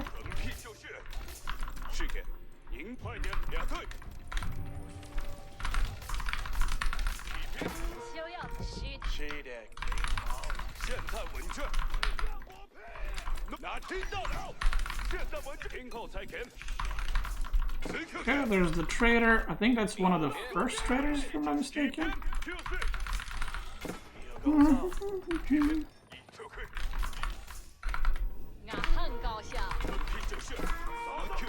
We're just gonna do some harassment, nothing too crazy. Oh, this horseman is pretty bad.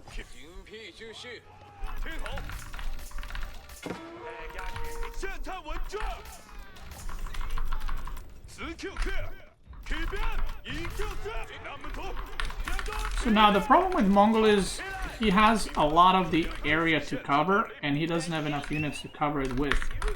So we're gonna try to use and abuse that as much as possible by running around and doing damage, and have in mind that my economy is going up because I have Song Dynasty, and I lost a lot of workers, by the way, which you shouldn't lose as many workers as I did, right? So it's kind of like in a way, it's very bad that I lost that many workers, but at the same time, it's good so you guys can see how not to play and how to transition out of playing shit.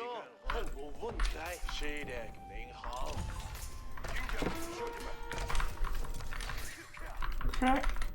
And behind this, I'm gonna go Zuganu. We're gonna rally here. Okay, there's Keshiks.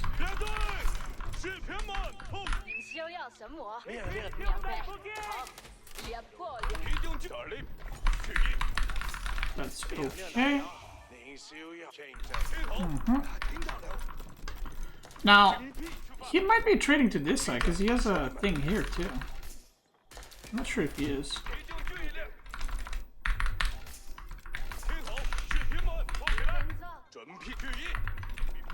I'm gonna leave one horseman right here to protect this boar. Basically, I'll see if he goes in this boar, and to also see if he's trading. Sometimes people trade like double, kind of.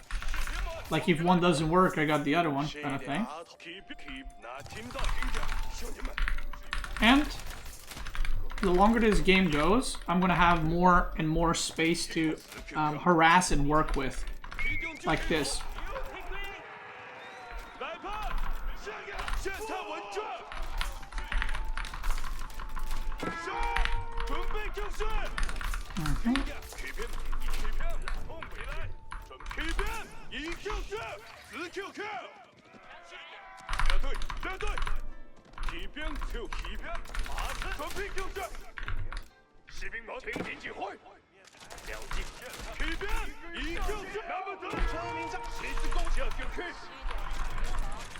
Okay, I should have a pretty easy defense here with Zugino.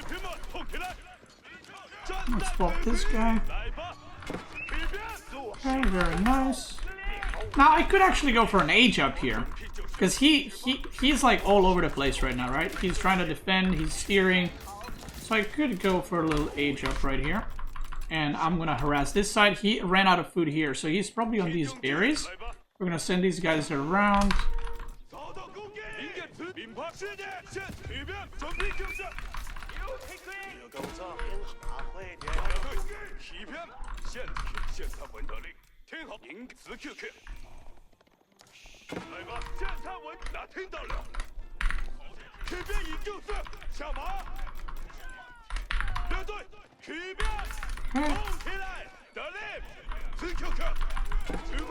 Now another thing I can do is now fully commit to Zugino.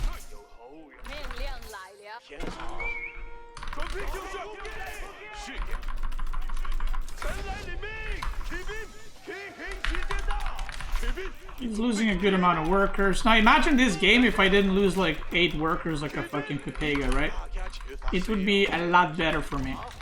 But it is what it is. You can't win them all. He is not on these deer right here.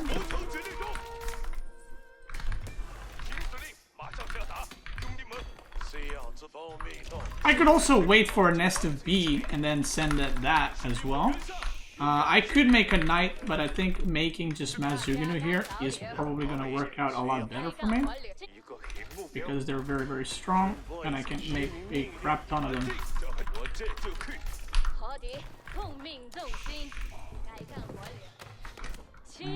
And I can also make palace guards. Where do I attack? Preferably right in the middle, so I can get as many units as possible caught there. I do want to get this many guys here. I want to get all the upgrades I can. And I think I killed an okay amount of units as well. I'm going to get +2 ranged armor, which is going to be very good. That is not enough cash hits. So my goal is here to potentially disrupt food income here, but to disrupt the trade.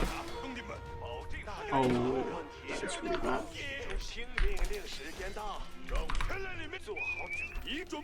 But I know that he is counterattacking, so he probably doesn't have a lot of units, right? So while this attack was very cute and all, I can defend that very easily, and now the trade is cut off. So what I suspect is he's gonna send the trade here, okay?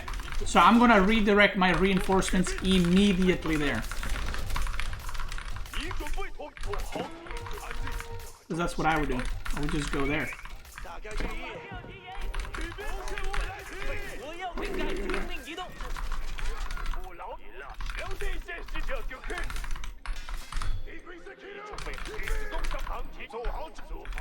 So let's see if I'm correct.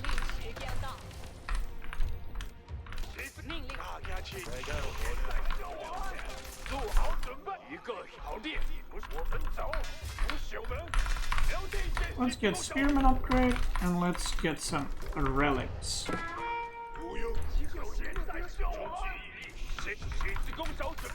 I'm gonna try to attack that. I can also start walling my base.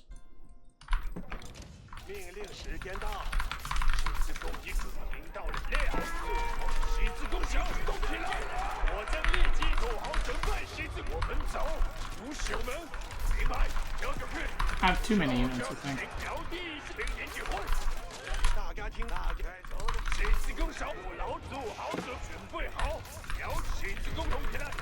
Okay. He's not going there, but that doesn't matter much. Pretty much mow down all his units. We're gonna wait with these guys here. Oh, look at that. Look at that food.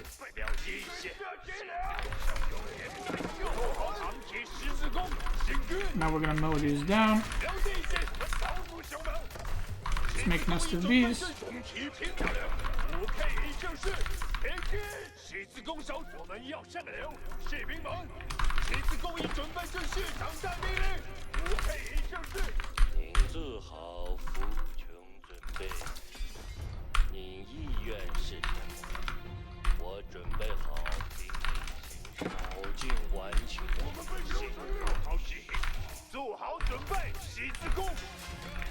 Okay.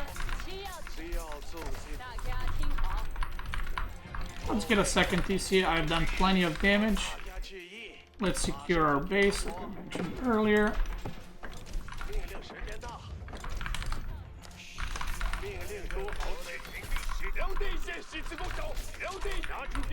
He has lost some traders, right? He hasn't lost all of them. But I'm gonna stop this trade, and even with all the units that I've lost, by the way, which was a lot of units lost, or sorry, villagers, I should be in a very nice spot still. Okay, now we got some nest of bees coming. We got a sheep. We're gonna put that sheep to block that over there. Now, I don't want to lose these units. He can actually kill this potentially. So I want to actually reunite my units here.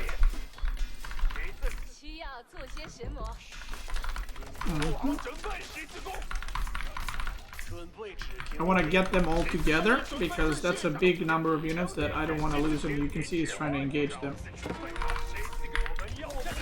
Get distracted on that, that's fine, I don't care about that too much. We're gonna get some Zugunu, some crossbows, you know, a little bit of everything.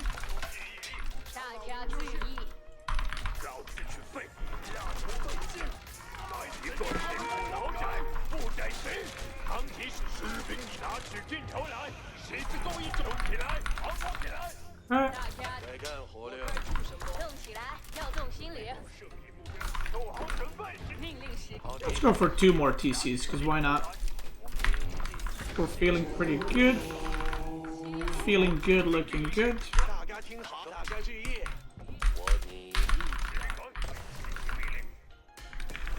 Let's get some of those upgrades.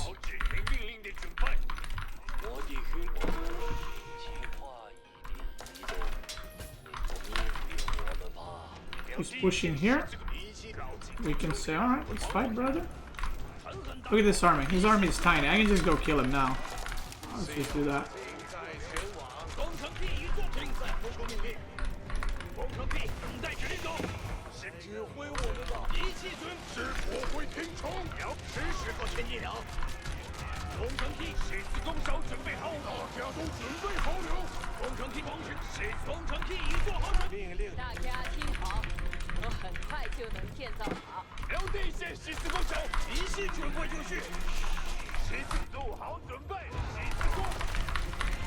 And that's gonna be it. GG. So yeah, that game went pretty bad for me, right? My units got caught here. I tried to do a little ambush on the gold. He saw me. He caught them on the right side. But in the end, like, how many villagers did I lose? I lost a lot. Because I didn't actually expect them to dive and go for it, because I was in the range of main TC. And I had 4 spearmen, but he just kind of went for it. And yeah, look at that. Now, this is me playing with like 19 villagers versus probably like 24, 25 from pretty much the start of the game. And, you know, you can still come back. Now, Zugunu are very good against Mongol. Very, very, very good. And you can see here, look at that. Little villager or 2 here, villager or 2 here, villager or 2 here. And suddenly, I lose a little villager or 2. And then suddenly I'm ahead, Song Dynasty is going, and it's increasing. Now economy count, it looks even worse because he was technically ahead on economy whole game. Because he had traders. But again, it's all about knowing when to attack, and you might think it's bad to make horsemen against Kashyyyks, but he can't just instantly make Kashyyyks. Like, if I have more spearmen, he needs to make archers first. And then when I made horsemen, he needs to make some more spearmen, and then Kashyyyks. Yeah, if you look at the economy, now this is the interesting part. Have in mind, he was trading there with, I'm not sure how many traders he had in total at the end of that game. He had 15 here, and I probably killed 8, but let's say he made some more. So he probably had about 20 traders, right, going trading. And if you look at the economy situation in the end, I have more food, I have more wood, he has more stone, but that's passive stone, and the gold is pretty much identical. So don't be too scared about Mongol trade. Your economy as China is very, very good. Now, this game was very messy, right? It wasn't like plan, A to B kind of point for the guide, but matches against Mongol are pretty messy usually. They're never straightforward. GG's. Thank you, Corvinus, for the games. I appreciate it, brother. Thank you so much. Now let's do every single matchup and talk about it. Again, if you wanna watch Corvinus' stream, he plays FFAs 24/7. He's got more FFA games than I think I have one-on-one games. Regarding the matchups, let's go through them. So first things first, let's go with Byzantine first. Byzantine is a weird one, and it's heavily going to depend what they are doing. My advice is, if you're playing against Byzantine, go for a castle rush, which means having a Barbican on gold, having an okay amount of sheep, and trying to get to castle as fast as possible. Why? Because if you are staying in feudal against Byzantine, they will actually make like javelin throwers or longbows. Javelin throwers are probably worse for you. And then if you make Zuginu plus something, the javelin throwers will rip you apart because Zuginu range is very low. So I think if you stay in feudal against Byzantine, you're probably going to suffer quite a bit. So I think Russian castle is the best way to go about it. China versus Japanese. Now this is a build where, or this is a matchup where Japanese will most likely be rushing castle. In that case, you can either rush castle yourself, you can actually all in them with Zugin on their gold, or you can go to TC. So you have a lot of options there, and they're all equally valid. Against Abbasid, my advice is, if you see Abbasid going to TC or going Eco Wing, which usually means to TC, just do a Zugin all in, straight up. That's the best way to go about it. China versus Ayyubid, we've had a game, so I kind of showed it to you guys. I went personally for Castle Rush because he was on Himeyama, but you can play 2TC against Ayyubid as well. It's completely okay, because one advantage that China has on the other civs is your ranged units can actually deal with castle, like men-at-arms or castle lancers or knights pretty well, even though they're just feudal Zuginu. And I think they're the, if I'm not mistaken, they're the only ranged unit that can do that. Even longbows are not that good. The reason why Zugin are so good against armored units is because even though they do 1 damage per hit, they shoot 3 times. So they will always do 3 damage. So the more you have, obviously you can one-tap the man-at-arm at some point. China versus China and China versus Jushi Legacy. I think you can play these matchups in any which way you want. You can go 2TC versus 2TC. If you see your opponent going 2, you can go 3TC. You can also try to do Zuginu all-in. And it can work, actually. I've had some games where Zuginu all-in is kind of scary, but I think if your opponent responds well by going 2TC into Zuginu straight away, you're probably going to lose because Barbican is very hard to break through. Against Jushi, that might work, but yeah. And you can also do a castle rush, get the relics into 2nd or even 3rd TC. French and JD, we played a game earlier. I kind of went through it. Just make sure you secure your food sources. If they're going to TC, match that. If they're not, just defend or head. Holy Roman Empire and OOTD. This is a very technical matchup. More so HRE than OTD, because OTD is a bit slower. The reason I didn't go for a game against HRE, I actually think China is good. Not good, but it's okay against HRE. The problem is you have to play, and you have to know how to play really well against HRE to block whatever they're doing. I think if, whenever you play this matchup, HRE should be going for Castle Rush most of the time. And then as China, I have won and lost the games. I have won with China against HRE, and I've lost with HRE against China, where China player went for 2 town center into mass Spearman Zuginu in feudal, and I was in castle as HRE, and I was unable to get the relics because the relics were walled. And then every time I tried to break something, like 30 Zuginu and Spearman would arrive, and I would have to go back, and eventually as HRE I would run out of food, and China has like the full map control. But you have to be quite aggressive for that as Chinese in order to deny the relics and everything like that. One of the most popular builds for a while in China versus HRE was actually Barbican rushing the HRE gold. So that's something you can do as well, because that prevents HRE from rushing castle, and then they're kind of screwed.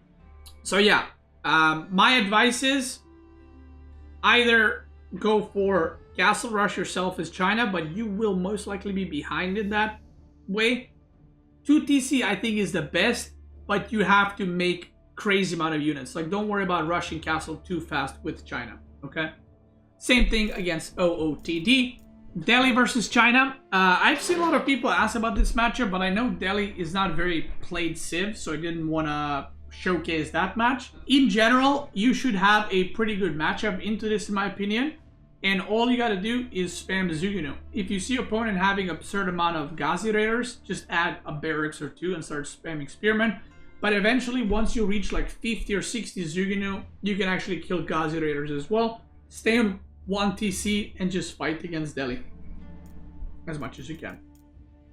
China versus English, we covered that. China versus Malian, you can actually play this one a few different, well, 3 different ways, I would say. Number 1 is doing the Castle Rush build into Knights, getting the relics and all that, but there's a very good chance that you will be outmassed by the Malian. Number 2 is going 2 TC and the Malian goes cow boom and you just kind of say bring it on, which I think is an okay way to play. And number 3, which I would probably advise you, is to do a barracks rush and tower their gold. And I suggest this for any Civ against Malian. If you're struggling against Malian, if you have no issues, play whatever you're doing. If you're struggling against Malian, just open barracks in Dark Age and tower rush their gold with like 4 or 5 spearmen and later upgrade the tower fully. It will completely mess up their economy. Mongol versus China, we just kind of played it right there. But in general, I think you should always open barracks if you see barracks. Now, in that last game we did, let's say he did not go barracks, I would have still gone barracks. Why? Because his spawn was pretty bad in terms of where his resources were. So his TC was on the wood line, but his Uvu and gold were exposed. So if I made like 5-6 spearmen as China, I could have not only prevented him from gathering gold, but I could have also killed the Uvu, which is a very good amount of damage to his Mongol. And then you're going to have spearmen later to deal with Keshiks or whatever else. You can annoy him by blocking the markets and stuff like that. But I think this matchup is usually pretty good for China, as long as you don't take severe damage from Mongol. Ottoman versus China. Ottoman, again, is a very slow Civ, so I would personally suggest to just do a Zuginu all-in off of 1 TC. It works really well. But even if you do 2 TC China, you have like all the time in the world to build up an army if you're getting all-in, or even reach castle if need be. So, Ottoman not in a great spot. And then we have Rus versus China.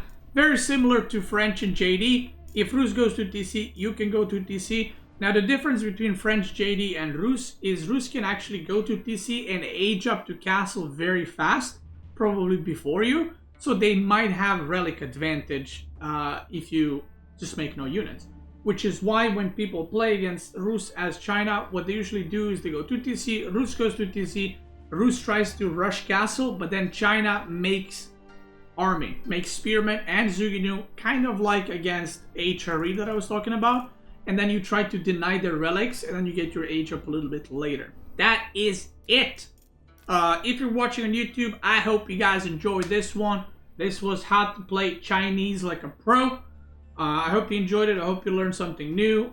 For every single civilization, I have build orders and I have guides on my YouTube channel, so you can check those out.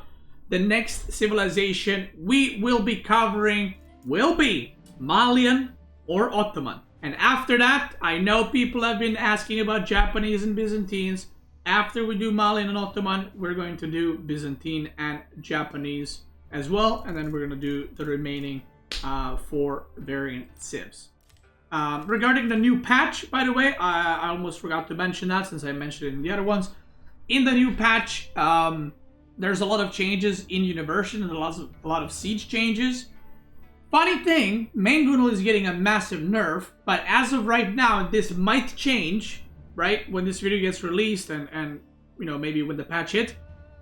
Mongol has received massive nerfs, but Nest of Bees did not. And I don't know if this is intended or not, but Nest of Bees still have the aim hack on their fire, which makes them very, very good.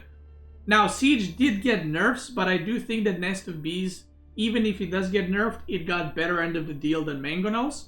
And China usually can't go without making Springolds. Usually people are making Springolds against you. So if anything, it's kind of like a little bit better for China because you can pick up Springolds maybe easier in the next patch. But in the next patch also, they're not going to be killing your Nest of Bees. So playstyle of like Spearman Crossbow might be even more played in the next patch. It's just going to be very hard for your opponent to get on top of your siege. In regarding to like bomber changes and everything else, I think it's all right for you. Now, the Elite Army Tactics is getting nerfed, which is bad for China because China is a very heavy infantry, melee infantry civ in Imperial Age, but before that, you should be fine.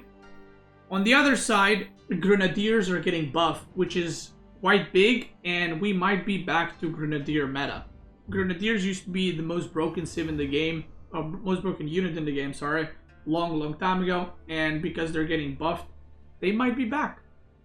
And if that's the case, Grenadier are insane, so we might see that. Regarding the other university upgrades, you don't really need them as China, so in a way, they got more expensive for every civ, but like you're not gonna need incendiary arrows as China, unless you decide to make Zugunu or crossbow in Imperial, I guess, but you usually don't do that. So, and you get chemistry for free. I feel like Elite Army Tactics nerfed, pretty bad for China, but every other change is pretty good for China. So that's it. If you're watching this on YouTube, thank you for watching. Check me out on Twitch. I'm probably live right now. Twitch gamers, let's keep going.